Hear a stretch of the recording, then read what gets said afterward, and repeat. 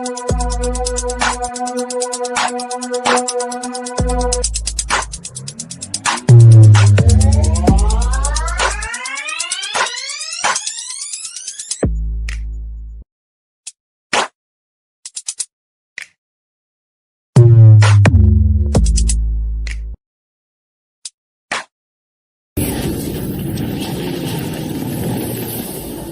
are listening to Peak One Sports. All right, what is up, everyone, and welcome to this week's episode of the Sports Page. I am Dan Boyer, aka Neon Super Shrimp, joined as always by Ashton Nix. Hopefully, Chris will join us after a little while, but sorry about the missed week last week. I was in Detroit hanging out with some family. It was a good time. I got a sunburn. I got this T-shirt. I also got like a bunch of, I don't want to call them family heirlooms, but my aunt gave me a bunch of like letters and stuff that my grandpa had written to like take back to my dad. My dad has like a whole bunch of research and stuff done on like our family tree. Yeah. And she was like take this back to your dad, whatever. And so I was kind of going through a bunch of it yesterday, and actually in there is a couple of letters that my dad wrote to his dad while he was in the army. And put him on blast a little bit here, but I thought it was so funny because one of the letters that I was reading, he talks about he went to Spain for like a few days off that he had, and he spent like 5 days in Spain, and he literally says in this letter he spent all 5 days, he went to the beach enjoying the topless women. I mean, hey, that's something that's okay over there. So I mean, No, for sure. I mean, why, it made me laugh because it was a kind of a window into my dad at 18, 19 years old, kind of, young and in the army, and enjoying a beach in Spain, and it made me laugh so hard. I like to say we're all young ones, but I mean, I feel like even in not even the formative years, just the years your dad as, it's still the same. Just like when I think back to like my current age and like, okay, how old was my mom when I was? Do what? Oh, I was just saying hi to Peter. But how old was my mom when I was, or how old was I when my mom was this age or something? And then I'm like, I feel like our parents just had it all together back then, Right. and they were as crazy as we were. So I mean, we're so much more alike to that. You just think of, I know it's weird to think, but it's just about everyone in the world has. Oh, for sure. It's always crazy to think of your parents as like normal people. Yeah, no, they're not normal people. They're just these robots that raised us, and and you don't like to think of them outside of that box.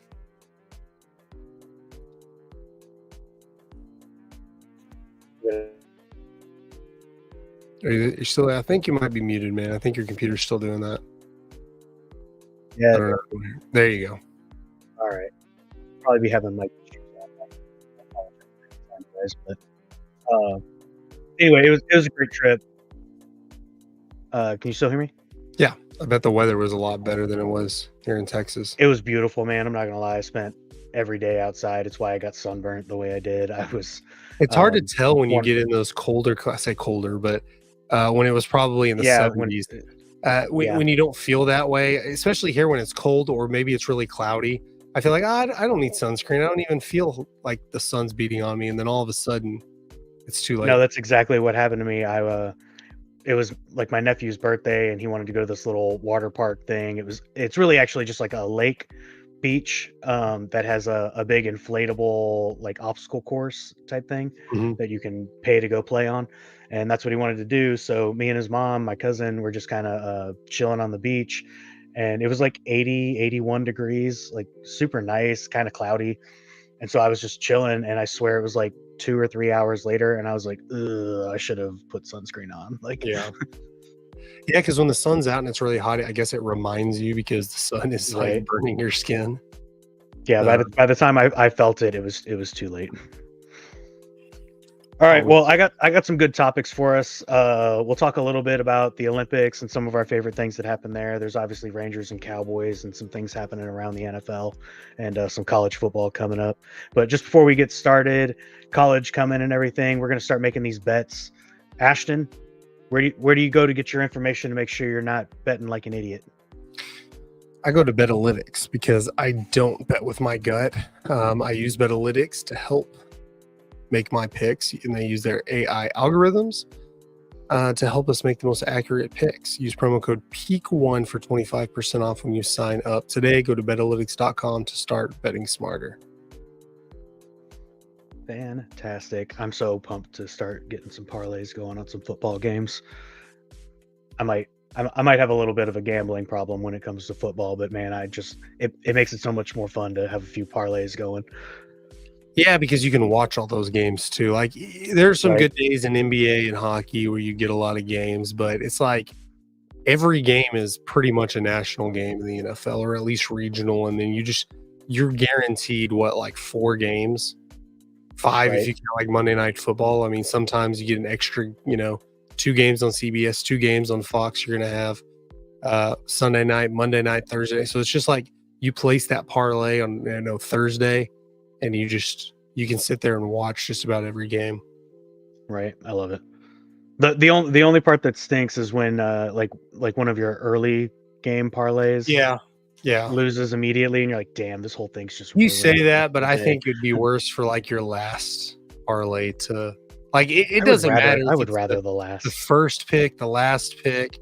It doesn't matter if you miss one or all of them. You lose. But to me, I feel like, I was so close. It's just this last one, when in Right. reality, it could have been the first or the second or whatever. It Yeah. wouldn't matter. I mean, that's true. That's true. All right. I wanted to kick off a little bit with a little bit of Olympics talk. We probably won't talk on it for too long, but I got some stats here written down as far as here it is. Medal count and everything. USA, we take number 1 in literally everything. 126 total medals, 40 golds, 44 silvers, 42 bronzes. Technically, we did tie for first in gold medals with China. And honestly, I thought it was crazy because China's number 2 in overall, in gold, and in silver, and they're actually just number 3 in bronze. But still, man, like China up there, like really, really competing, keeping it kind of close. But yeah, the big tie. I'll kick it to you for a second, I guess. Any like big events that stood out to you? Any of the Olympic events that like you just really enjoyed watching? The second to last official day at the Olympics, it was just like all day final round gold medal game. It was when the men's basketball team played that afternoon, but before it's just all a bunch of track and field events, and just one after the other. And we just saw, gold won. I mean, U.S. won about half the gold medals that we were watching. And then there was, I can't remember it was high jump. I can't remember the guy's name. Was it high jump or pole? No, it was high jump. And it was the U.S. competitor and New Zealand, I want to say. And they got into a jump off, is what it was called. So they just kept going, and they had both broken their all-time best. It was like all-time, pushing their bodies as far as they ever have before. And it's just this mid-afternoon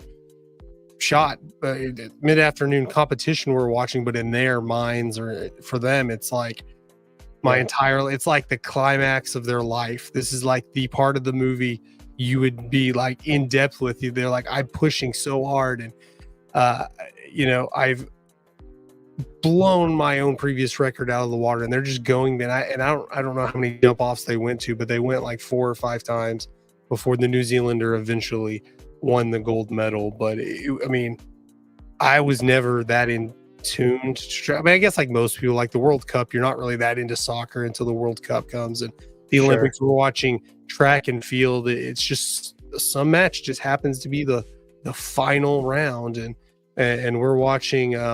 It was the women's 4x400. Whoever the first runner was just blew it away. So it kind of wasn't a competition the rest of the way. And then we saw, I posted about it, but he won bronze, but he was about in 6th place going down the final home stretch. And he just out of nowhere bursts and barely makes it and wins a bronze medal. Not that the U.S. had an issue with total medal counts. They just blew everyone out of the water, but just helping the U.S. stack up those medals. No, I totally agree, man. Those last couple of days, those last few events were like track and everything were like there were like a lot of close races and stuff. Honestly, I was a little bit disappointed or sad, really. Noah Lyles coming down with Yeah. COVID, still manages to get third in the 200 meter, but has to bow out of the 4x1, and we don't even medal in that race. But so that was a little bit disappointing. I was definitely pulling for him to get that triple crown, but what a roller coaster of emotions for him. I'm sure because he got a gold medal Yeah. in the 100 in a super close race. Just like I want to say him and the Jamaican had like the exact same time. It was like the difference was like a thousandth of a second. And it was just such an incredible race. And then it was like 2 days later he's got COVID, and they brought him in on a wheelchair, and he still runs 200, gets the bronze. And I'm like, man, honestly, like I was impressed by that, but I kind of knew in that moment he probably wasn't going to do the 4x1. Then like Sha'Carri Richardson killing it in the 100, and then the same with the 4x1, the anchor leg for the 4x1 women's, just blowing the doors off of them. And I mean, Yeah. I've always loved rooting for the local kids, so that was awesome. Did you happen to catch any of the gymnastics and stuff? Because Simone Biles and company. Yeah. Early on, I really caught great. some of the gymnastics, not those final few days, watching them medal in the final round. Yeah, I didn't see as much of the individual stuff. I definitely caught more of the team stuff that happened that first weekend. But I mean, and I mean, hence when the Golden Girls were kind of dubbed and won their medal. But then Simone Biles goes on to win her individual events as well. And I mean, I don't know if we'll see her in another Olympics or not, but she was a hell of a lot of fun to watch in the Olympics that she was a part of. And I feel like that's always one of the big things that I feel like I take with a lot of and that's always one of the big things that I always kind of take away from the Olympics, are kind of like those bigger name athletes, Tyler Locke and Phillips, and Simone Biles and Ledecky. Ledecky. Man, Ledecky was a lot of fun to watch in her races. Honestly, it was really funny because I was like, man, she's not as great in her shorter distances, like the 400. But once she gets like the 800 and beyond that, there's no one who can just pulls away. Yeah, she just no one can keep up with her stuff. She's just incredible. Did you catch the women's national team overtime win? Well, it was the overtime win against Japan in the quarterfinals, and then No, I did not see that one. That one was a crazy game. Just honestly, it was really close, just back and forth, 0-0 to full time, and then I didn't realize this actually until I was like, I happened to be watching this game, and then but they do like 2 overtime periods of like 10 or 15 minutes each. Yeah. And USA scores in the first one. They played a second one because I was definitely like, oh, I thought the game was over, but they finished playing.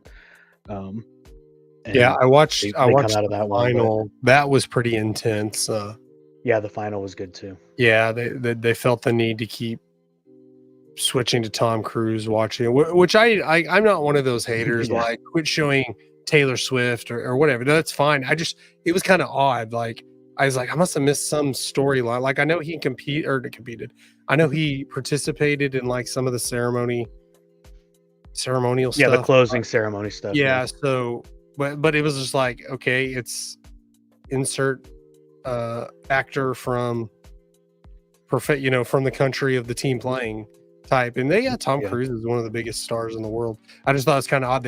I know they usually show, hey, look who's at the game, but it's like every intense moment they say they almost Brazil almost scores, and there was a crazy save, and then they pan to Tom Cruise. It was like, yeah, kind of weird, but okay. But I didn't realize, I don't know, is it something with the Olympics or women's? They got 10 minutes of stoppage time. Like, because I know I didn't catch most of the game. I caught like maybe just after the second half started. So maybe it was just they really had that much stoppage time. But I've never seen Usually it's like 5 minutes tops, 3 minutes of stoppage Yeah. time. But 10 minutes it seemed like and that seemed like forever. When you're up Right. by one goal in an intense game, it seems like I'm sure Brazil's side 10 minutes went by quickly. But that was Yeah. a good game too. I didn't want it to go to overtime, obviously because it was the US, Right. but there was part of me that was kind of like, man, this is a pretty good game, or a pretty good match. It'd be kind of cool if it did go to overtime. Just got to see this, but Right. it's a great game by them.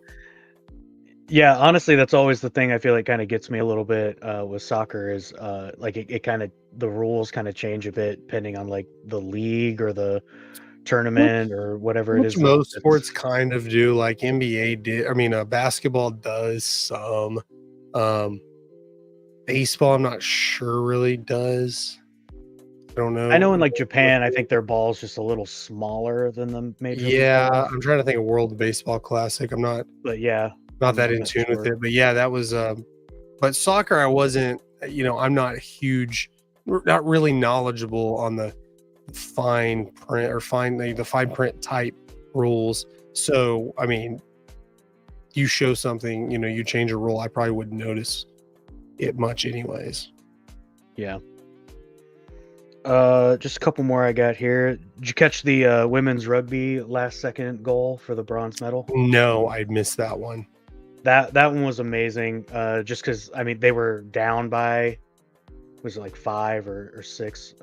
I think it was like 5, and it's literally like they're down near the Australian end zone, and they bust through and get a fumble, and USA literally runs it back the full length of the field, puts it down, tie game, and they kick the field goal or PAT, whatever, the after point, the extra point, or whatever, and win the game in the extra time that was on. So it was a crazy flip because I mean Australia was literally about to win, and we just went away in very American fashion. What a country to beat! Like the U.S. women in soccer beat Brazil, one of the the powerhouse. Like I know in women's soccer, U.S. is pretty big powerhouse too. Yeah, but like in rugby, I know Australia's pretty big power. I mean, the women's Australian team, I'm not 100% sure, but I mean, I know they're pretty good. It is Australia. That's like one of the rugby capitals of the world. If there is one. And so the fact that the U.S. beat them, it just it's not just some random country. Yeah, for sure. Big win. Did you catch the USA basketball gold game? The men's? Yes. Yeah, men's basketball. Yeah. Yes. That one, honestly, it was the Serbia game before that had me super nervous. Yeah. Down by like 17. Really had to like play back in the final quarter. To be honest, I don't know how much of it you remember, but there was like we were up by 2, I think, and we kind of let Serbia take this like open 3 in like that final minute, and I was like, man, if he hits this, or no, we were down. That's right, we were down by 2 at that moment, and he took that 3, and I was like, man, if he hits this, like that's a dagger. Yeah, it's over. And missed. And I was like, okay. And then we played back, and I want to say Curry hit a 3 then. We were up by 1 and managed to take the game after that. But that Serbia game had me more nervous than that final game. Well, I didn't realize final game was also close. I didn't realize how many NBA players that were French.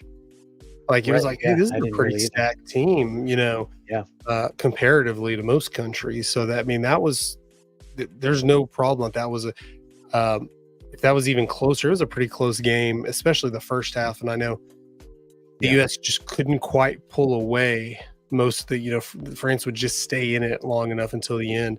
But like that Serbia one, it's kind of like, oh man, you should have really just blown them out of the water or whatever. It should have been a blowout. But this one, like, that was a really good game, especially Curry late in the game, just making, just doing what he does, making all kinds of ridiculous shots. Yeah, it was 4 threes in the last 2.5. One of them minutes. Like sideways, just hand it to Curry. Yeah, that one that was like a chest pass was crazy. It looked like, it was like 2 guys. If you've ever seen that guy doing like the weird like illusion glitch shots on like Yeah. TikTok and stuff. That's what it reminded me of, because he never even extended or anything. It was just like, oh, shot, and I was like, oh damn, like It was interesting though, because watching LeBron and Curry on your team, the team you're cheering for, like I think I kind of enjoyed Curry, like watching him in All-Star games or whatever, but like watching him compete for the US where you're actually cheering for him, it was pretty cool. yeah. No, honestly, that's probably the thing I like the most about the Olympics, is it gives me the opportunity for cheer for guys that I normally wouldn't. It was the same way with like Kobe back in the day. I was not a big Kobe fan, especially with him being a Laker. And some people get sort of political with it.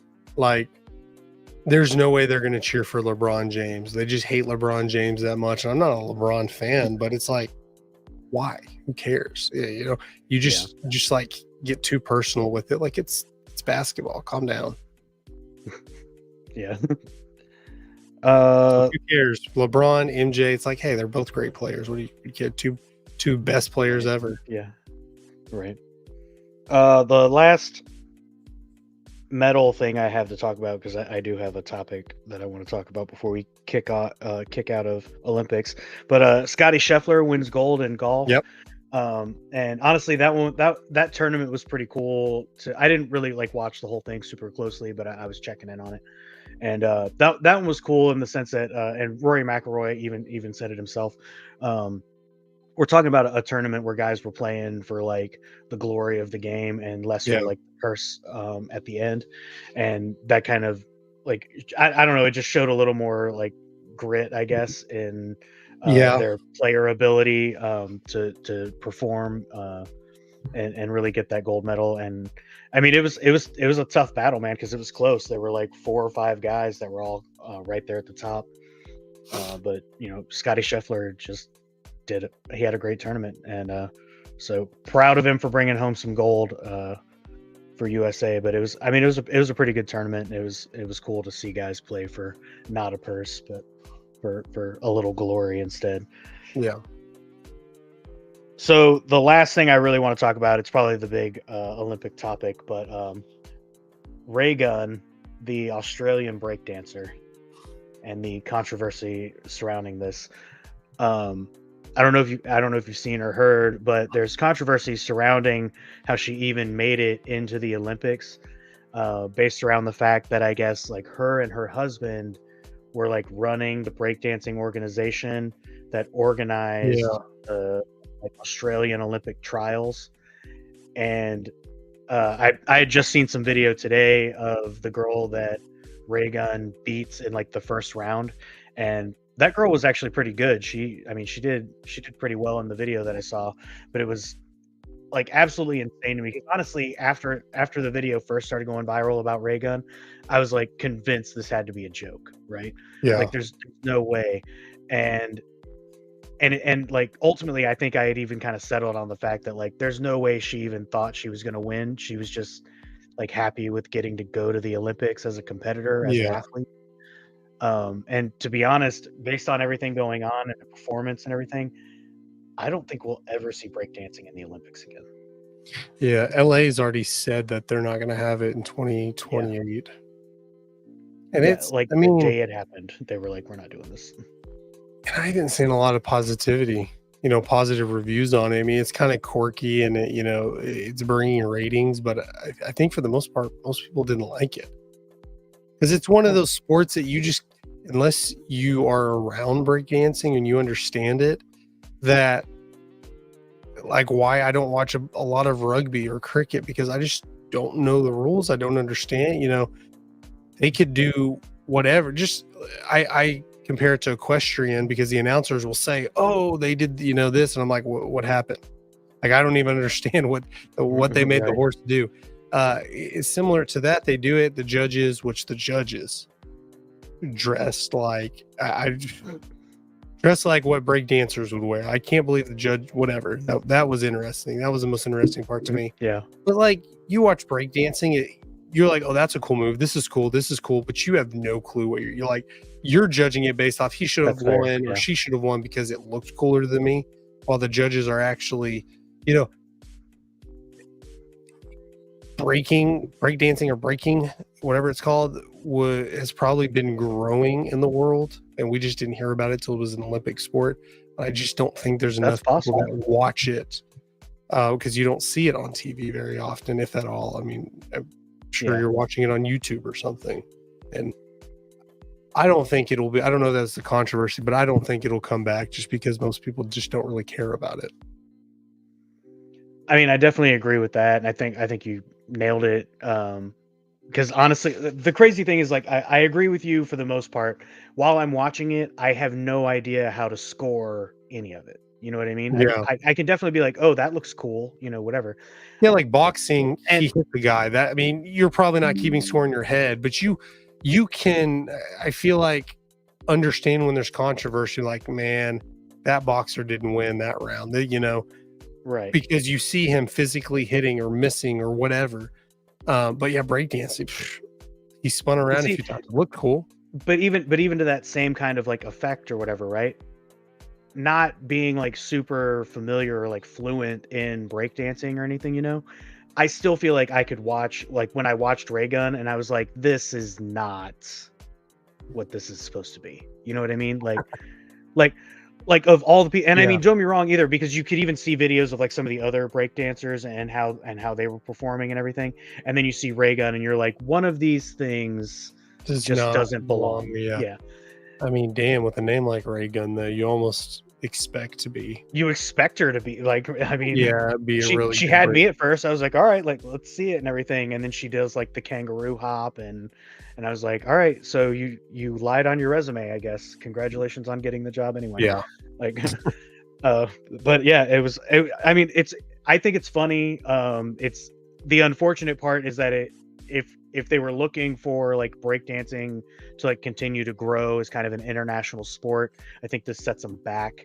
I personally think they would have been better served putting in like obstacle course racing or something like that instead of like breakdancing. Get professional tag in there, man. That gets intense. I've seen that would be a good one, right? Let's do some. What's the ninja obstacle course? Ninja Warrior.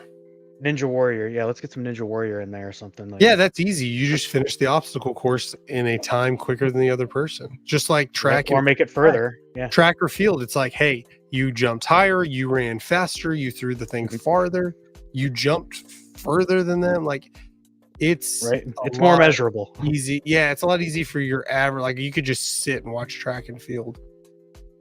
Right.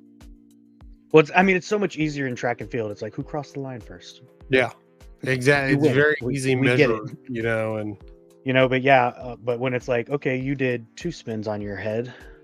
Yeah, when there's judges involved, I'm like, hey man, that looked harder than that, so that person should have won or something, Right. All right. Shout out to Dapper Dog Academy. Owner trainer Corey Bennett has nearly 10 years experience helping your canine companions become the best versions of themselves. With personalized training programs tailored to fit your pup's unique personality and needs, Corey's committed to helping your best friends reach their full potential. Contact Corey and the Dapper Dog Academy on Facebook and schedule your consultation today. All right, so now I'm thinking we'll jump in and we'll talk a little bit of Rangers. They just won, by the way. In extras. In extra? Yeah, the 11th inning. Yeah. Well, it's good news because they were on a 4-game losing streak. Was it 4 or was it 3? It's hard to tell. It's hard to tell, Dan. It is hard to tell these days. Right? Yeah, it's definitely getting like rougher and rougher out there for us as Rangers fans and everything. I feel like for the last few weeks, every week when we've talked about them, we've constantly basically been like, we're kind of hanging in there. We just need some guys to come back off of injuries. There's a chance. And now we are possibly 9 games now after the win, behind Houston and Seattle. Houston and Seattle really duking it out. I think Seattle's like 1.5. Well, with Houston, you're basically adding an extra game because you lost the tiebreaker. So you would have to be a game up on Houston to really pass them. Yeah. Yeah, officially because of the numbers, because they're tied with Seattle, or Seattle's up by a little bit. Yeah, so making the Rangers 56-65 now. The Rangers haven't won a series since July 25th against the White Sox, and they're the worst team in baseball. So Yeah. it's just not going well. Got a few injury updates. We can talk about these too. The only semi good news here: Jacob deGrom is supposed to throw a 20-pitch live batting session on Thursday, so tomorrow. But all the bad news: Sabora has been placed on 15-day IL due to shoulder fatigue. Eovaldi is diagnosed with a low-grade right oblique strain, so his next start has been pushed to this weekend against the Twins. And then Max Scherzer has actually exceeded the 15-day IL he was placed on a couple weeks ago due to his shoulder fatigue. He's supposed to get an MRI on Monday, but I wasn't able to find anything about any update on like the news on that MRI. Shoulder fatigue. I mean, fatigue. You haven't been pitching half the year. Yeah, I think he has less than 8 games under his belt so far. Yeah. Yeah, DeGrom, you can bring him back as slow as you want. Maybe if he comes back this year, let him pitch in a game just to get that in there. Eovaldi, you should have traded at the trade deadline. Now, I doubt they'll re-sign him. Scherzer, just sit him. There's no point. Just let him rest his fatigued shoulder and come back next year. Spores, hopefully, I don't know. He's just been kind of an injury bug this year, and you just sit him too. I mean, unless they make a run here, I would say if you're within 6 games at the start of September, kind of push for it. But if you're not, which you would have to make a little bit of a run here in the last half of the month to make up 3 games, as good as the Astros and Mariners have been. Yeah, it doesn't seem very likely. And I mean, don't get me wrong, we're playing in the worst division right now. Every other division leader has right at about 70 wins. I think there's a couple that have 69 or something like that. And then what I was just looking at it, Seattle and 62 or something, 64 and 63. Yeah. So I mean, our whole division isn't even playing that well. So I feel like there's a chance that Seattle and or Houston could, slide off for a little bit. But I mean, I don't expect them to slide off, for the next 6 weeks or anything. And to be honest, with the way the Rangers have been playing, I don't expect them to play lights out for the next 6 weeks either. So honestly, I feel like where it is right now, it frustrates me in the sense that, I mean, obviously there's no way to tell what's going to happen in the future and everything, but it would have been nice to have made a few more moves, I guess, with the trade deadline and set ourselves up for a better next season, considering how things are going this season. But, I also understand wanting to make that final push, and then, you kind of get hit with the injury bug a little bit more, and it doesn't feel like it's going to pan out. I wonder if there's an opportunity to call up Kumar Rocker, because he's been lights out. He's been doing great. I want to say he was 16 shutout innings, something like that, where you have the injuries, bring him up and see what happens. I think he's pretty much off of all anything you're holding him back for possible injuries. I think he's off those restrictions. If he doesn't do great, then you're kind of already in this position. If he does do great, then maybe you gain a couple of games and see where you can, make a run in September. I don't know. Maybe it's a little too early to bring him in. You saw what happened with Leiter when you brought him in, and he got rocked, a few games. So I don't know. I think I don't know if the Rangers front office look at it as okay, now we're in a rebuilding type year.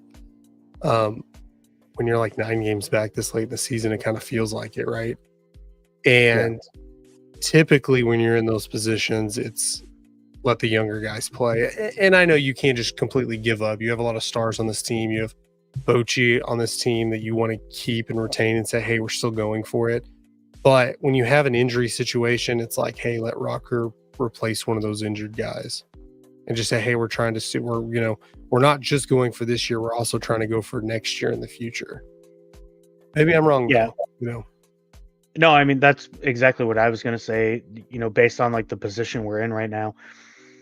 you don't really lose anything by it, and if anything, you get him a little bit of experience here in the tail end of the season, against major league hitters, not just AAA guys. And is Bauer a free agent? I'm not sure, to be honest. I mean, he's in the Um, Mexican League, right? So but I technically, mean, but even then, it's like I don't necessarily know.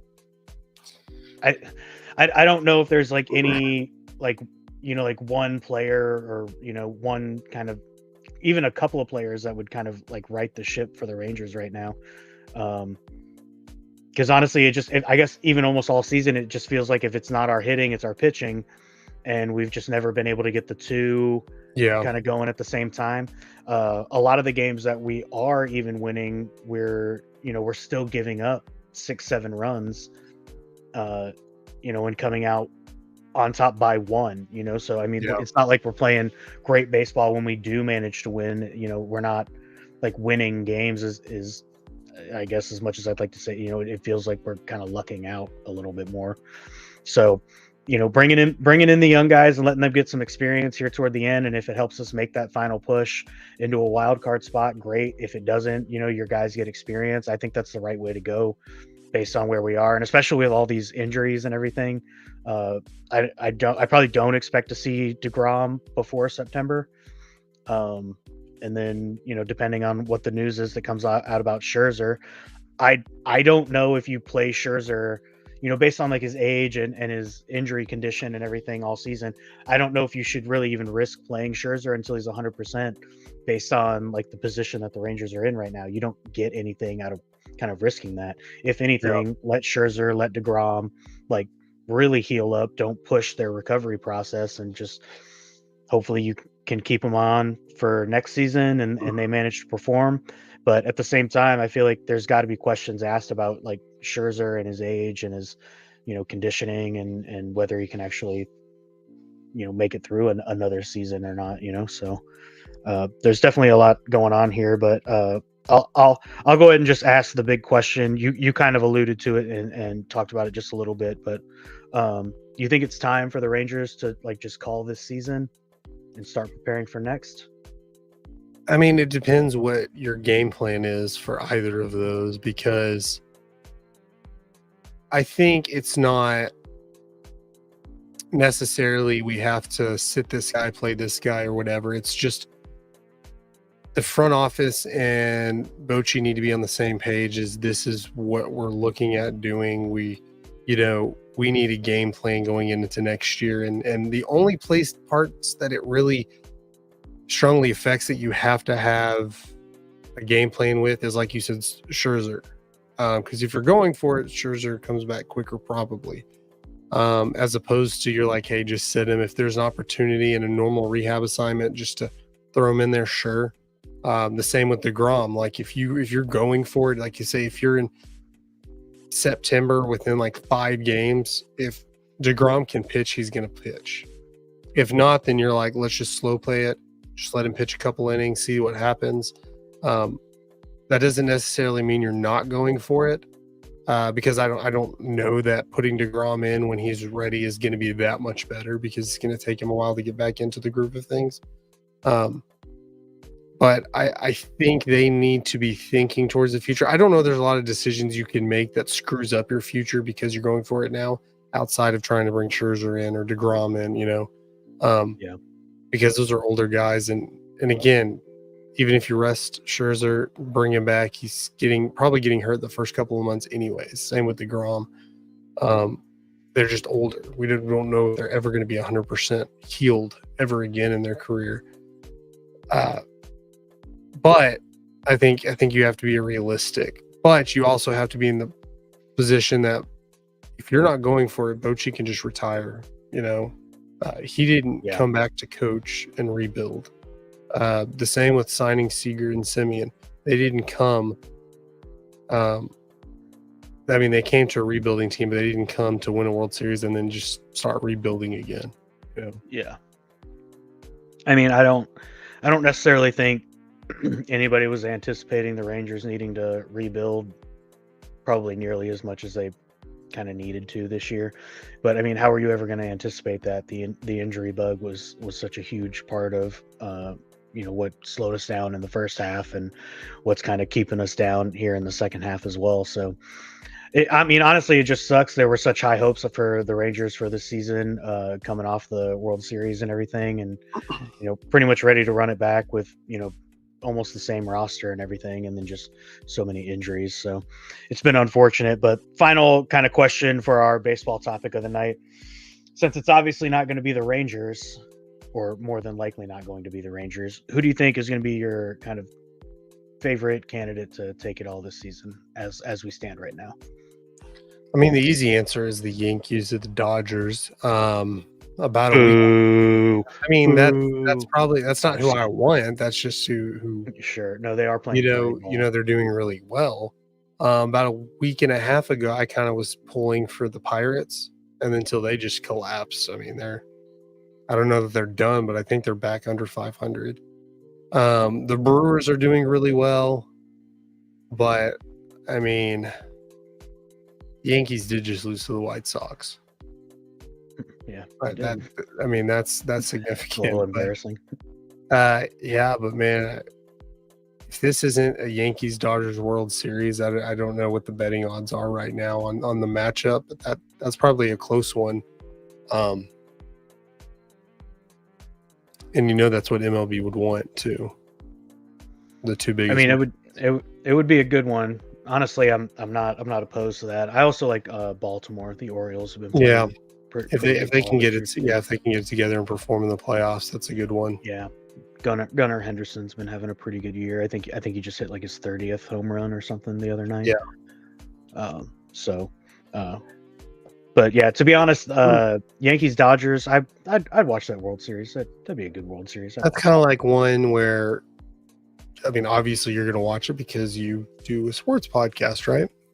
But no, that's kind of one you're like, hey, this is going to be a historic world, like when Celtics Lakers or something like that. You're gonna watch whether you care if either team wins or not. Right. You think the Mets got a shot? Where are the Mets sitting right now? They're having a pretty good year. I mean, I think they're flying under the radar. I would definitely cheer for the Mets before I'd cheer for the Dodgers. Yeah, I definitely would too. They're 8 games behind.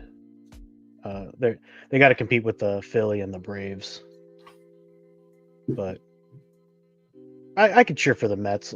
I'm always down to cheer for like the underdogs, like yeah. The few years back when the Cubs were going for their World Series, first in like 108 years or whatever it was. I was definitely rooting for them. So I mean, I can get on board with the underdogs. But yeah, it just doesn't feel like it'll be the Rangers right now, and just unless something just absolutely drastic changes in the next few days. That's style though. Even with the Giants, they'd win a World Series and then go under 500 the next year, and then win the World Series the next year. So I don't know. Maybe the Rangers have a better shot of winning next year. Yeah, I mean, we can hope, right? Every year it's a new year, it's a new season. Yep. Everybody starts fresh. All right, we'll get into this football stuff, but first let's shout out our partner W. If you're looking for a superior energy drink to replace those inferior caffeinated beverages, W contains 0 maltodextrin, 0 fillers, 0 artificial colors and dyes, and 0 proprietary blends. The coffee fruit extract's the star of this beverage, helping you focus and energize without jitters or crash. Order W today using code PEAK1 and enjoy 10% off your order. All right. First thing I want to talk about NFL wise, we'll talk our local Cowboys here.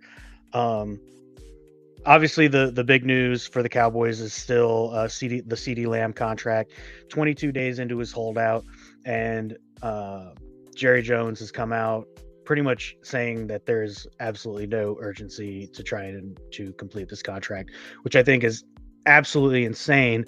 I happened to catch this stat while I was out having some lunch with my uncle, but Dak's quarterback rating, I can't remember the exact numbers, but his quarterback rating with CeeDee Lamb on the field is like 76. It's in the 70s. Mm-hmm. Without CeeDee Lamb, it's 40 something. And I'm not gonna lie, I said this to my uncle. That says a lot more to me about CeeDee Lamb than it does about Dak Prescott. Yeah. And we've talked about this before, but CeeDee Lamb had the most targets, the most receptions, and he has one of the highest completion ratings among receivers from last year. At I think it's just under 75%. So I think that the fact that Jerry Jones has absolutely like no urgency about completing this contract is so foolish and possibly detrimental to this team. Yeah, he tried to defend himself saying, well, he has no urgency because if CeeDee Lamb reported to camp, he wouldn't have played in the game against the Rams anyways. Dak didn't play, and I don't know that that's really the issue here. The issue, he's working out, he's staying in shape and all that. But even guys say it, it takes a good 3 weeks to get your NFL legs under you. And yeah, definitely pay Lamb. Beautiful bastard, beautiful bearded bastards podcast. You definitely need to get him in there because he's obviously better here than not. I think it would be a bigger issue if it was like Micah Parsons sitting out because you have a new defensive coordinator, new defensive scheme he needs to be learning. But Jerry's just putting off. It's a bad look. How does CeeDee Lamb sit there thinking, oh yeah, there's no urgency? When it's total BS. He's having meetings every single day with either, his coaching staff, his front office, with CeeDee Lamb's agent, and trying to get something done. He's just, it's Jerry needing to be right and just talking cool, collective in front of the cameras. Be like, yeah, there's no urgency, and then anytime he comes back, yeah, definitely. Anytime he comes back in front of the media and has to comment on something he said before, it's total BS because he's getting defensive. When does Jerry get defensive? Jerry gets defensive when he's talking BS, when he's lying about stuff or stretching the truth. If he really had no urgency and then he said he had no urgency and then we berate him and tell him how dumb that is, and he sees it on ESPN and everywhere else. If he really doesn't care, he doesn't care. He's not going to talk about it. He's like, oh, great, they're talking about the Cowboys. But because he's getting defensive, you can tell and you don't even need that to tell that he's total BS, because why wouldn't there be urgency? Maybe it's more like of a business type gimmick where he say, oh yeah, we don't care, just so you don't want to be like, oh yeah, we really want to get him back as quick as possible, and then they use that against him in negotiations.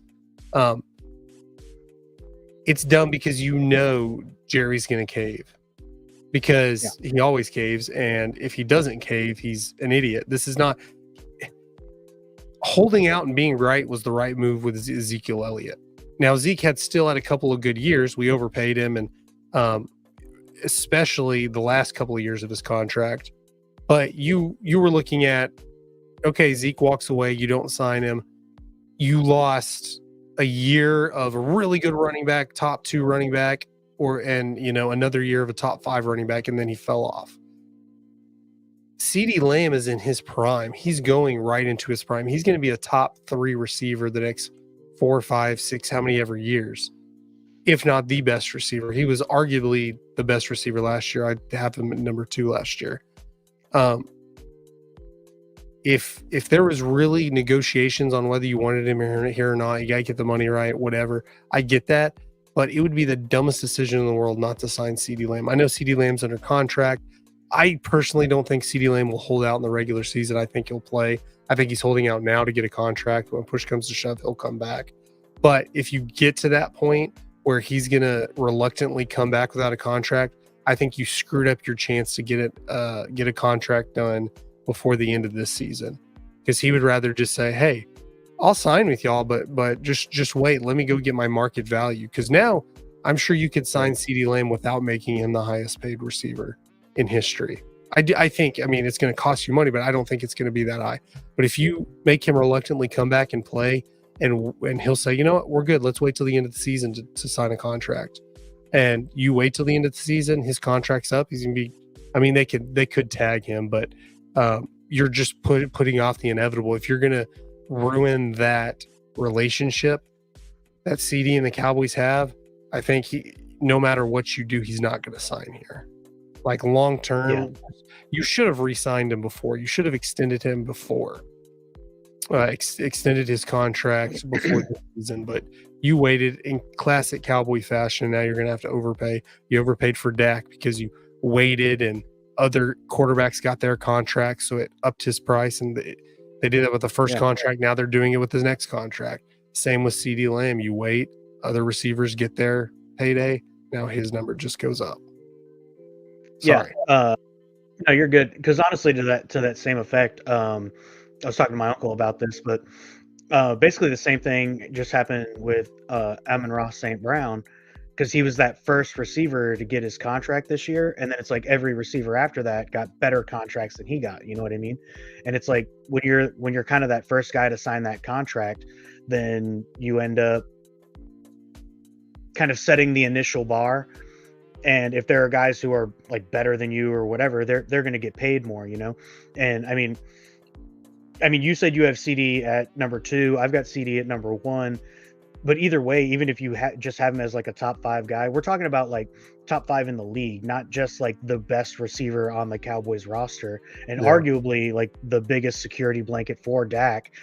I mean, I'm going to argue that CD makes Dak look so much better than Dak actually is, that like I don't understand why you're holding out on CeeDee Lamb. I can understand holding out on Dak. Make him play another year and like actually earn a new contract by, winning an NFC championship, trying to take you to a Super Bowl. But if he can't win playoff games, I don't think he deserves to get a contract, at least from us. Somebody else will pay him, I'm sure. A third of the league is constantly shuffling quarterbacks anyway. But, it just, maybe his future is not here, But CeeDee Lamb is such a more impactful player, in my opinion, especially on this offense, that I agree with you. By letting him continue to hold out for 22 plus days, you're going to end up paying him a lot more as more and more receiver contracts come through, and he's going to realize like his value and everything. And I think ultimately, kind of like to what you were saying, if you let CeeDee Lamb like play this last season and everything, I'm not sure you get him back, just because of the, for lack of a better term, I guess, like the disrespect that comes along with just basically not even entertaining him and his contract wants or needs this year and letting him play through. And then it's like, if you let him test the open market and whatever, there's a good chance that he's gonna go somewhere, Yeah. I mean, I don't know if I agree with that, Kenny, because I feel like there are plenty of like great impact wide receiver players. Like Tyreek Hill makes an impact on the team that he's playing for. He did it in KC. He's doing it in Miami. Like, he's worth the money that they're paying him. You know what I mean? He's on the field. He plays.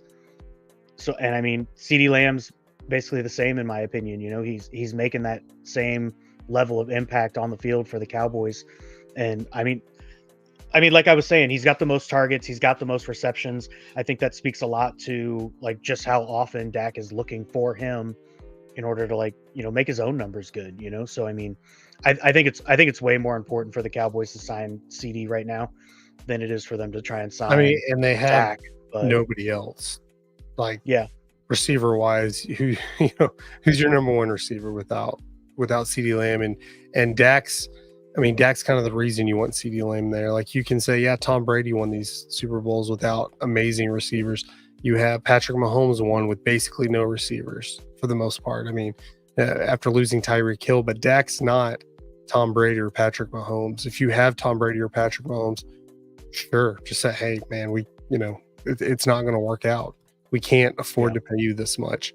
But you saw the numbers without CeeDee Lamb, Dak's numbers, and we saw something similar when they let Dez Bryant walk. They had to make a mid-season trade to get Amari Cooper just to salvage that season. And you have to keep your best play. I mean, 80% of the league is looking to find a receiver like CeeDee Lamb. And if you look at the goal of the Joneses in that front office is making the Cowboys relevant. If they happen to win a Super Bowl, great. That's what they'd like, but they can't afford to go into rebuilding. They can't afford to not be relevant. That's the whole plan, is stay relevant, make the playoffs. I mean, their whole thing is if you get in the tournament, you get in the tournament, which is true to an extent, but the Cowboys just can't win in the tournament. But they stay relevant as long as they keep making the playoffs. I just saw one today. How the Cowboys are the first $10 billion team. That's why Jerry Jones isn't upset. I'm sure he doesn't like that they lost in the first round, but he's like, hey, Sure. I still have the most value. I don't care how many Super Bowls I win. I still have the most valuable team now. If they go, 4 or 5 years losing seasons, I don't. Obviously that's going to affect their pocketbook, and until that's how you get to the Cowboys is affect the pocketbook. Stop buying tickets. Stop buying merchandise. That's the only way you're going to get it through to them. And as long as they're relevant and keeping one of the best receivers in the league in CeeDee Lamb, one of the best quarterbacks in the league. Top 10 quarterback. Dak's probably like number 9 in the league right now. Keeping those relevant players, those high profile players, is how they make money. Whether they're going to win a Super Bowl or not, it's kind of secondary to them. Yeah. And just kind of honestly building on a little bit of like what you were saying too, but Cowboys offense, we don't have a lot on our offense, and that's one of our issues. CeeDee Lamb's obviously a huge impact player on that offense, and the next thing I wanted to talk about was there's obviously still a big question mark at the running back position. We obviously brought in Zeke, but I don't think anyone's under any illusions that Zeke is the running back that we drafted. And I don't think anybody's expecting Zeke to carry a majority of the workload on this team. But that being said, the other two guys, Malik Davis and Rico Dowdle, not making exactly a huge impact on the team. In fact, in the preseason game the Cowboys played, Trey Lance was the top rusher with 6 carries for 44 yards. So so with just that being said and everything, it's we just don't have a lot. The Cowboys just don't have a lot going for them on offense. I'd like to think that our O-line will be okay, and Dowdle did fine last year as a backup number 2 running back. But that being a number 2 and being kind of the bell cow are 2 very different roles.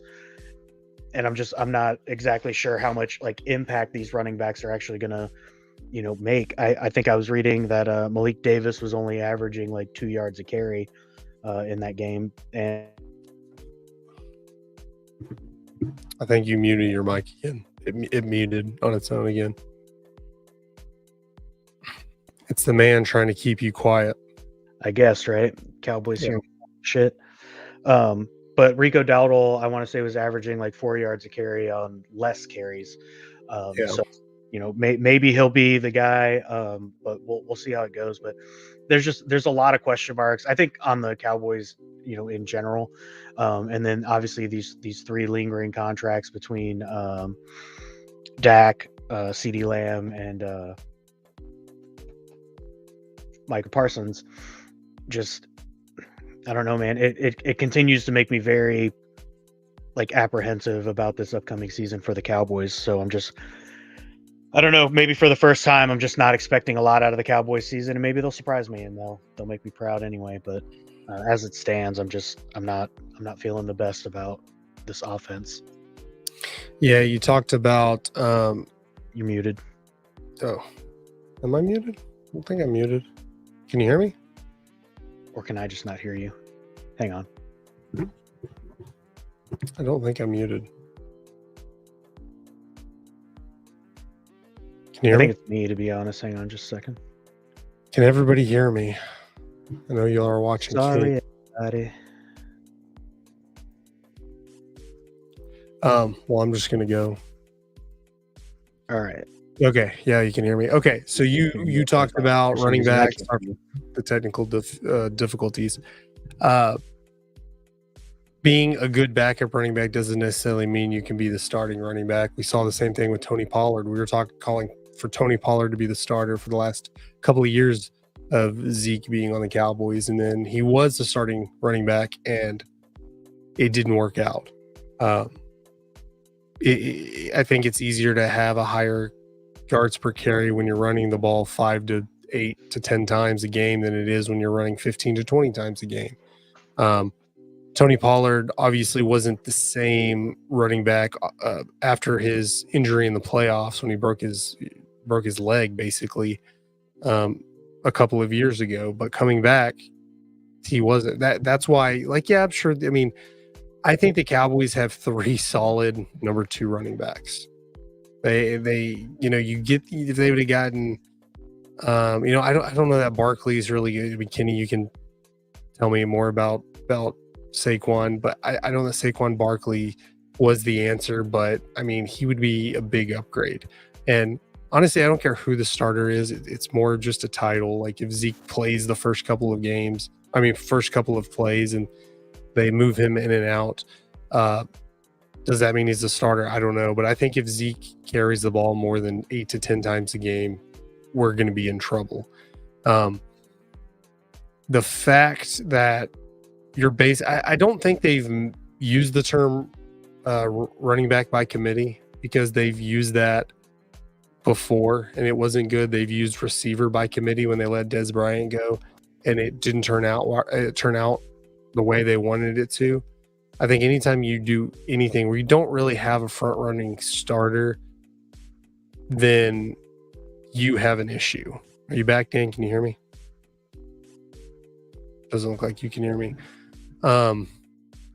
But running, the Cowboys obviously have an issue at running back, and I think that's an even bigger urgency to sign CeeDee Lamb because I feel like it's going to be a disaster. I think the main starting running back for the season may not be on the roster, not because there's a guy out there that they can just go get and they need to go get some specific player to be their starting running back, but they just can't go into the season with this running back room. It's possible they could surprise us. Maybe Zeke is rejuvenated or something. I'm not sure, but it's going to be an issue with Rico Dowdle as your starter. I guess I'll keep going. Dan, we can jump back into the Dallas Cowboys if you want to talk about them. I know we were going to do college football. The college football AP top 25 rankings came out. Not a huge surprise with a lot of these schools. I mean, Georgia, Ohio State, Oregon, and Texas is your top 4. Alabama up there at number 5. Ole Miss is a little bit of a surprise to me at number 6. But if you look 1 through 9 outside of Notre Dame, because Notre Dame is an independent. See, I'm concerned. Oh, yeah, here's Kenny about Saquon Barkley. I'm concerned if Barkley's knees can hold up. Philly paid literally market value for Saquon. Saquon will either have his best year behind that great line or he will get hurt. Yeah, I agree. I mean, that was kind of my deal with Saquon. I was more of a Derrick Henry guy, although I think Derrick Henry's on his last couple of, I want to call it effective seasons, but I'm willing to overpay to get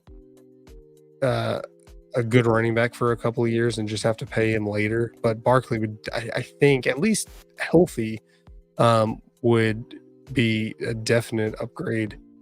He would be day 1 starter. You got it, Dan? Nothing? But yeah, go back to top 25, 1 through 9 outside of Notre Dame because they're an independent. All top 9 teams are either Big Ten or SEC, which isn't crazy because the Big Ten have like 18 teams now, 16 or 18. The SEC similar, because Oregon moves into the Big Ten. Michigan's still pretty high up there. And then I thought, where is it? I know I had one more thought on here. Dan's going to jump out there and try to jump back in, I assume. Yeah, Michigan's high up there. I thought Oklahoma would be a little bit higher, and Missouri's kind of a surprise for me as well. But Notre Dame, I don't know. Notre Dame is always there, like always starting in the top 10, and it does. I mean, they never do bad. They do pretty good. They don't usually do bad. But are you back? Yeah, I guess for now. There you go. Let's move you back over here. I was talking some college football. Oh, you're good. That was pretty much my next topic to move on to was the AP rankings. So Yeah, no, I was saying not a lot of big surprises. I think Notre Dame might be a little overhyped as they are every year, always jumping in the top 10 and just not really panning out. And then I thought Michigan still being in the top 10 was a little surprising to me. yeah, I was real surprised with Michigan too, just because I mean, well, between like the controversy and everything, and I mean, especially now with them like kind of coming out with news that the new head coach was involved or at least had like some kind of knowledge of it and everything. So Wasn't he like on the sidelines dressed in the opponent's colors, something like that? I saw a well, picture. that's what It one could of have the other been- it guys could was have been doing, fake. I but could he have had been freaked out on that one. yeah, but I guess the head coach now was the defensive coordinator, Yeah. and I guess he had some text messages with that guy. To be honest, I want to see those text messages. I want to see what they say, like, because I mean, honestly, playing completely dumb in this situation seems foolish. I feel like people had to know. There's no way they didn't. There's no way these guys were just doing it on their own. You know, just like no one telling them, like, oh, maybe we should.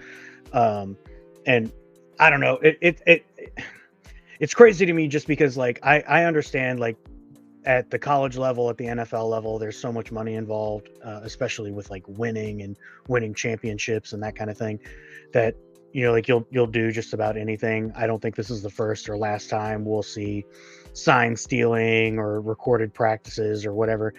By no means am I like condoning this. Am I saying that it's like okay to do this? But It's just like paying players before NIL. I think for the most part, everyone was doing it. It's just like what level, and I think I can't remember. It was a while ago, but it was on a show. I was talking about the level of cheating is based on your the capacity of cheating is based on your level of effort to go into the cheating. Just like the Astra sign stealing. It's like sign stealing happens with everyone. That's why they try to hide their signs. And if you can somehow figure it out and then signal to some players, like that's okay to an extent. But when you put a camera up there and then you're making noises and flashes to signal to your players, that's when it's like, okay, you're going to an outrageous level of effort.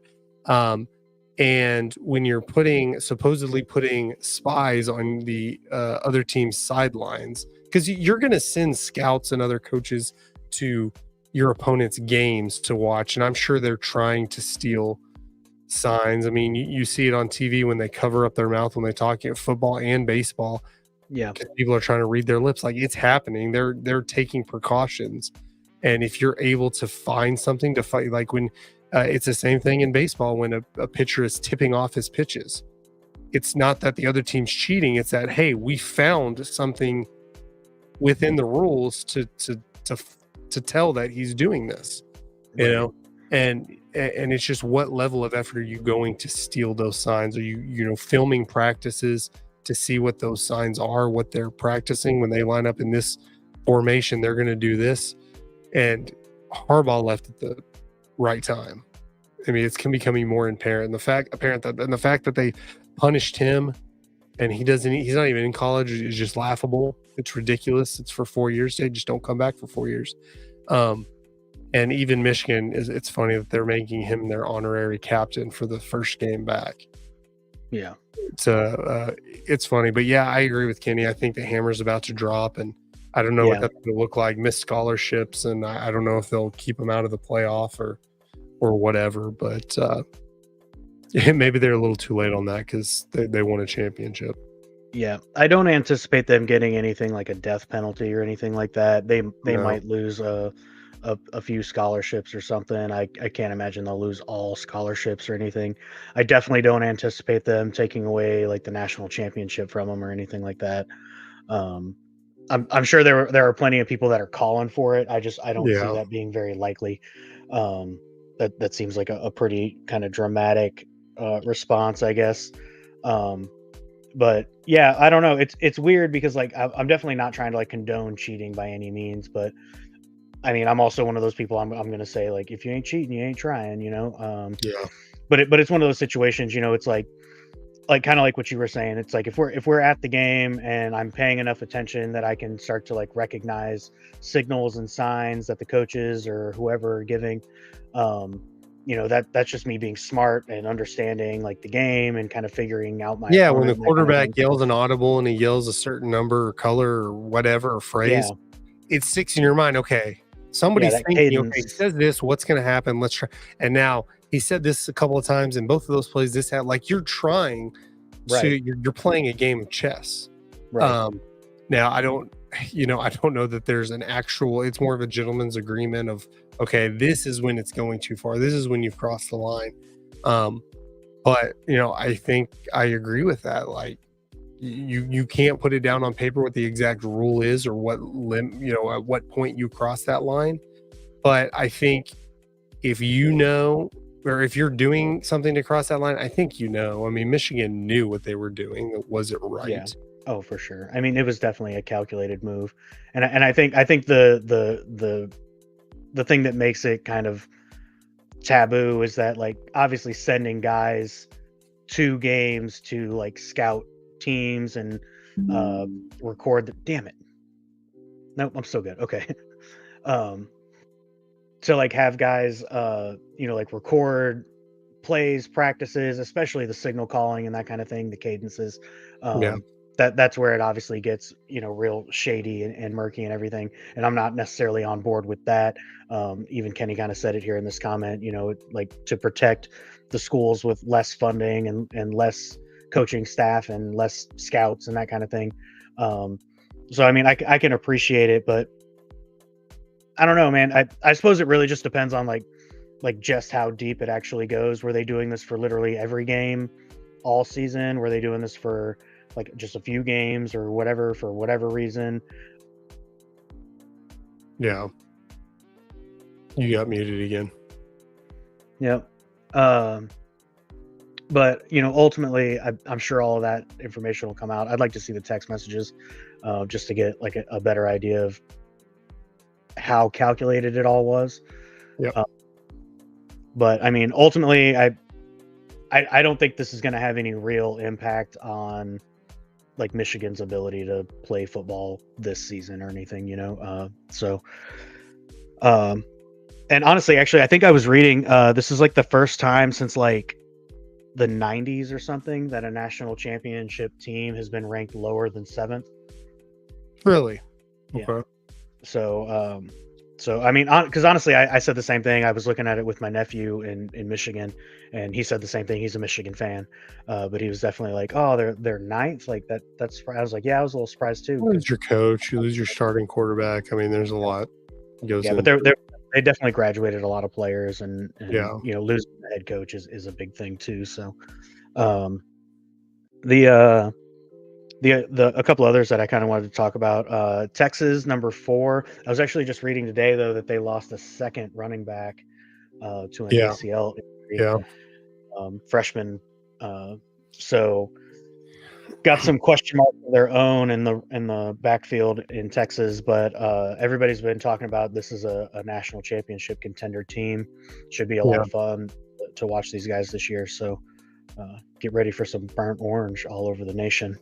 Yeah, Sark said he said that to win a championship this year, they're going to need Arch Manning.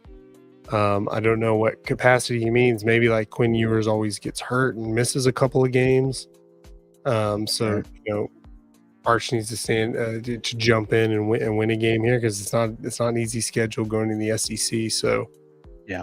you obviously have some room for error to lose a game or two and still be ranked in the top 12. But it's a juggernaut of a schedule for the SEC. You see Florida plays like number 1, number 2, number 5. It's just ridiculous how many ranked games they have. At least starting off. I mean that'll fluctuate.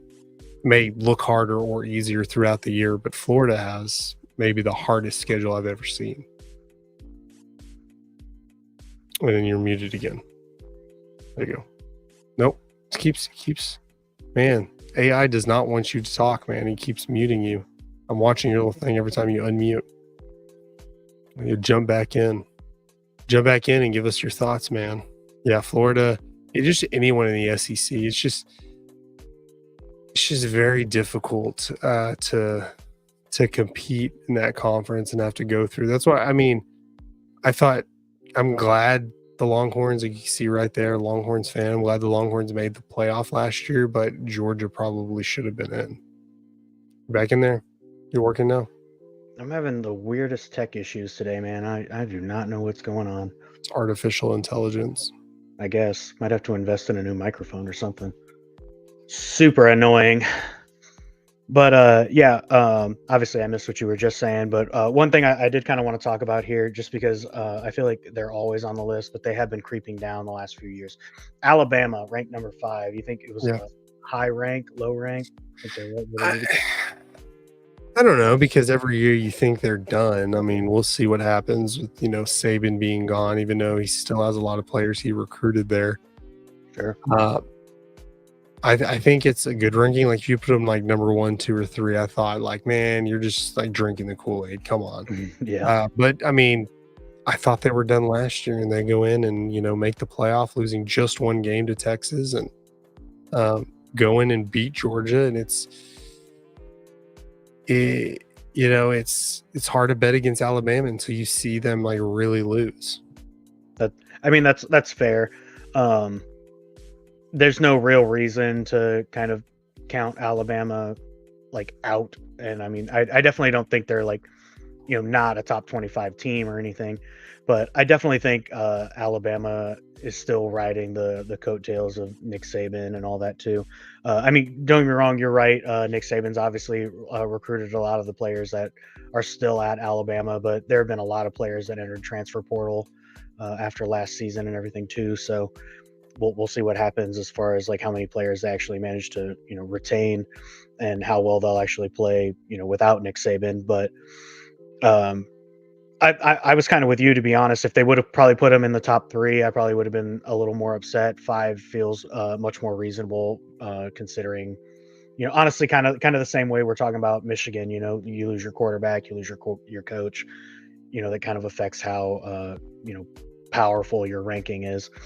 And so ultimately, I think Bama was kind of put in the right spot here, but we'll definitely kind of see how it plays out once the season starts. Any other favorites you had in here? I think Georgia's a good number 1.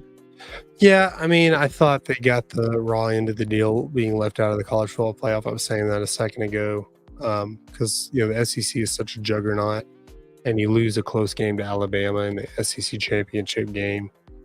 I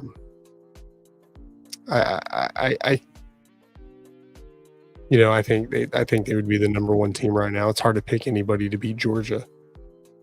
Yeah, that's really kind of my thought too. Like, Georgia kind of holding on to that number 1 spot until somebody can like really prove that they can like just beat Georgia regularly. And I'm not sure. I'm convinced anybody could come in and just beat Georgia. 2 out of 3 times or something like that. Yeah. I thought LSU's ranking was maybe just a little low. At 13. They have a new quarterback. It's gonna but they've got some new stuff going on there too. To be honest, I think that was a big part of what's kind of affected a lot of these rankings and everything. Is just transfer portal, guys that moved on to the league and everything. It definitely kind of shuffled some of the teams around a little bit. Thoughts on A&M at 20?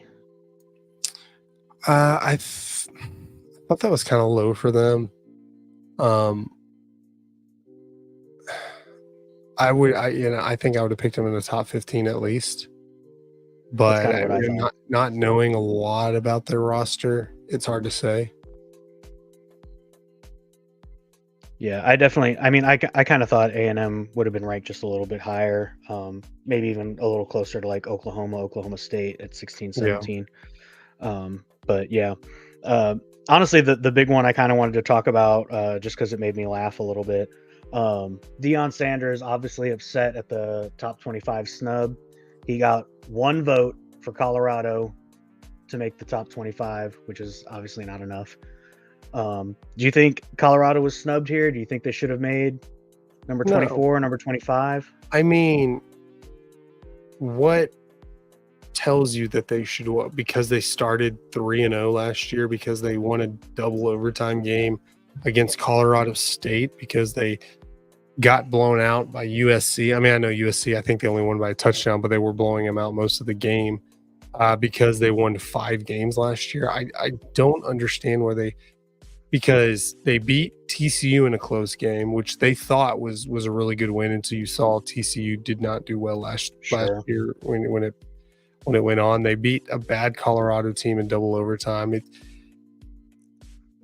I'm a Deion fan. I think he's doing well there. I mean, you go from 1 win to like 5 wins.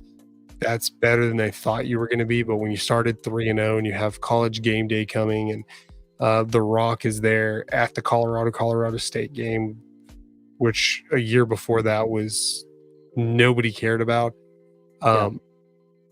You can see how, okay, now it looks like a failure of a season, which I thought it was a good season, overall, when you take a look back at how much he improved Colorado. I think they're a good team. I think they have to prove something. I'm not saying they're not a top 25 team talent-wise. I'm just like, I don't understand why you would, like, what you have that to base off of to put them in the top 25, because they literally were, under 500 team last year. Right. And didn't, and the teams they beat, you thought they were kind of good wins until later on. They're like, oh, well, they didn't really beat any good teams. Even the loss to USC, which I know you can say early, teams early on are different than teams later in the season, but USC kind of fell off and, weren't a big powerhouse last year. So that loss looks a little bit worse. It's, I think USC was ranked probably in the top 10 at the time when they played. But no, they did not get snubbed. They're not, he has to prove he's a top 20. They have to prove they're a top 25 team. No, I totally agree. And I mean, honestly, that was my initial thought. Just my first thought was like, what was your record last year? Like, what is it that's like changed so much about your team that you think makes you like suddenly like a ranked team? Like, I don't even think they finished their season last year as a ranked team. It seems kind of ridiculous to like you said, like finish your season under 500 and then, come into the preseason this year and feel like snubbed or offended at the fact that you weren't given a top 25 spot. It's like, what did you do last year that exactly earned you the spot? And to be honest, just to kind of, I believe it was Stephen A was talking about it a little bit. And I thought he said it perfectly. He said, Deion Sanders is a star. Colorado is not. And like that, and I feel like that's kind of like this big thing is that like Deion kind of expects like his stardom, his level of exposure to elevate Colorado. And it's like, bro, you cannot get on this field and play for these guys. Like they've got to do it themselves. And so far what they've done is just not top 25 worthy. So I just don't understand what you're offended by. If anything, this is the type of thing that should fuel a guy like Deion, because you're like, all right, well, we'll go show them that we are a top 25 team. But that's exactly what you needed to do last year to get this top 25 rating before the season starts. You know what I mean? So and then on top of that, like we're not even talking about the fact that like I feel like it's pretty open, or Deion's been pretty open about the fact that he's probably going to leave Colorado when his son does. Yeah, and he's probably going to try and follow him into the NFL. So I mean, I don't know. It's like, how much value do you put into like Deion and Colorado when, like, as kind of like what you were saying, as well as he managed to elevate the team from a 1-win team to a 5-win team, it's like, do you expect him to go undefeated this year and win a national championship? I don't think anybody's expecting that. No, he had a good year, and I think, I mean, not bad for Deion, because he kind of brought the hype and spoke big and brought all of it onto Colorado, but they did have a good year. But because of all the hype, because of a hot start, and then all of a sudden they went downhill, it looked like a failure. A lot of people saying, I told you so. Like, no, it was a good year. Deion went in, made that team 5 times better, got the school a lot more money. Like, he was good for Colorado in that 1 year. And will probably continue to be good for a couple of more years. Yeah, he's outspoken and a lot of people don't like it, but I mean, he's good for Colorado. He's good for college football. It's just a villain. I mean, the fact that he's a villain on a below 500 team just says all you need to know about it. Like if you're getting bothered by it and you're wanting to talk trash about Dion, like dude, you're talking trash about a minuscule program that went under 500 last year. So really, he's living rent free in your head, right? More or less. Like it's different if it's Alabama and Nick Saban winning championships every other year.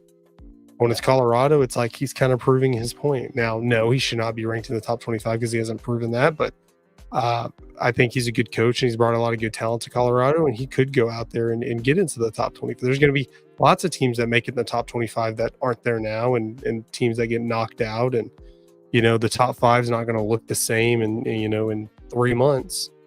So he has an opportunity to go prove himself, but no, he was not snubbed. No, and just to Travis Hunter and Shedeur Sanders. Honestly, I was actually just reading that the two of them were actually having some beef. They weren't gelling quite the way that they were last year. Yeah. But building on what you were just saying, to be honest, I think Deion Sanders is a great fit for Colorado, and he definitely brings in like a great level of exposure. His level of celebrity and everything obviously helps him in recruiting.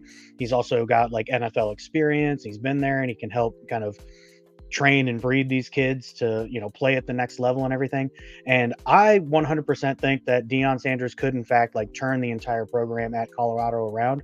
He could possibly even make them like a contender, at least possibly make it into like the 11 or 12 spot and get into the playoff picture based on the way that the system works now. But I don't necessarily think that he's going to do that with like his son at quarterback. I don't necessarily think he's going to do that in his first or second year at Colorado. I think it's going to take him some time to get recruits, build a team. And then maybe in like that third, fourth, fifth year, he makes that, top 10 contender team. But like, as it stands right now, it's like, he's got talented kids on his team and everything, but it's definitely not like the level of talent that the majority of the teams in the SEC are holding on to. Yeah. You know what I mean? And it's only because he's only had, going into his second season now, worth of recruiting, and then on top of that, I think it's a little bit of a flaw on his part to like basically like hold spots for his son and that kind of thing. He's obviously got, like a little bit of nepotism going on his team. I can't necessarily tell you what that's like in the locker room, and if there are any players that feel a little resentment because of it or whatever. But I mean, Shedeur Sanders is talented. He's not a bad quarterback by any means. I'm sure he would be a starter on a lot of teams, but I don't know, man. Like, I really like Deion Sanders in Colorado. I think it would be a shame if he was to just up and leave without kind of finishing what he's starting. I think he could, in fact, like live up to the expectations that he set out for himself and for Colorado at the beginning of last season. Like you said, they had a good start, man. That 3-0 start. I think it was a little bit blown out of proportion just because like that first game against TCU, TCU was coming off the national championship appearance. It just, and in my opinion, TCU beat themselves in that game. They should have beat Colorado, but there were a number of like third down, fourth down plays that they just didn't quite execute, and end up, losing a fairly close game. And then, but it's everything after that. I think their season, turned out to be much more realistic as far as what they were, going to get. It looked real good, obviously, those first 3 weeks. And with all the hype that Deion Sanders had already put around Colorado, it just hyped it up even more because it was like, oh shit, is this really, like this caliber of team that, Deion has said it was, from the beginning. And I think we quickly realized that it just wasn't.